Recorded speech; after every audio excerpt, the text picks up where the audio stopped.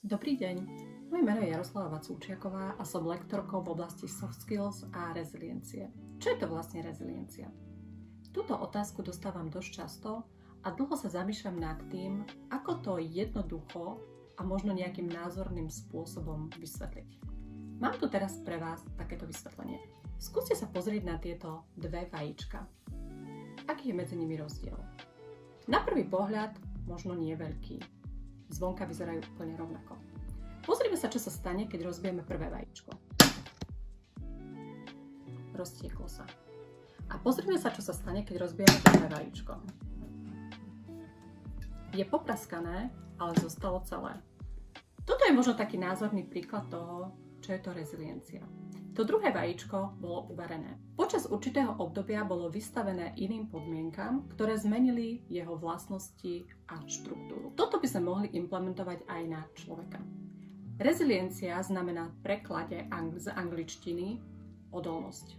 Rezilientný človek je človek, ktorý je fyzicky aj psychicky odolný a má veľkú vnútornú silu. Rezilientní ľudia dokážu prekonávať životné výzvy, prekážky a neúspech s nadhľadom. Podľa prieskumov sú rezilientní ľudia oveľa úspešnejší, dokážu efektívnejšie dosahovať svoje ciele a sú aj šťastnejší. Štatisticky má reziliencia až 40% vplyv na tom, či je človek úspešný alebo nie je úspešný. Prečo vlastne potrebujeme rezilienciu? Každý z nás prechádza v živote náročnejšími situáciami, či už v oblasti pracovného alebo súkromného života.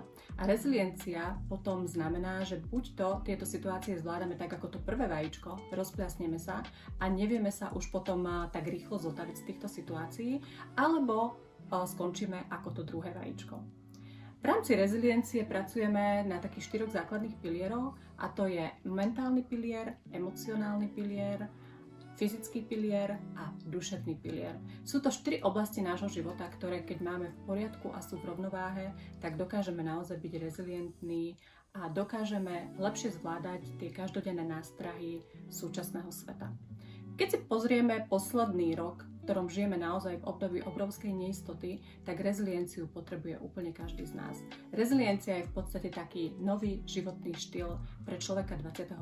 storočia. Pokiaľ sa chcete o reziliencii dozvedieť viac, navštívte niektoré z našich školení. Budem sa na vás tešiť.